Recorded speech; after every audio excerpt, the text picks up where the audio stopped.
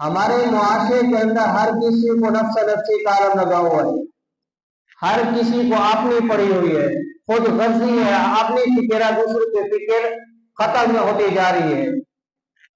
آپس کے اندر جو محبتیں تھی، آپس کے اندر جو قرابتیں تھی، جو ہمدردیاں تھی، وہ ختم ہوتی جا رہی ہیں۔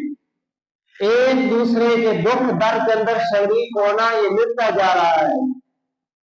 تو ان چیزوں کی پہلے سے سب سے زیادہ ضرورت ہے اس وقت کے اندر کہ ہمارے اندر دوسروں کی فکر پیدا ہو، جو آپس کے اندر محبتیں پیدا ہو، قرابتیں جو ہماری رشتے داری ہے وہ اچھی بنے، ہمدردیاں ہمارے ایک دوسرے کے ساتھ پیدا ہو، ہم ایک دوسرے کے ساتھ شریک ہوں۔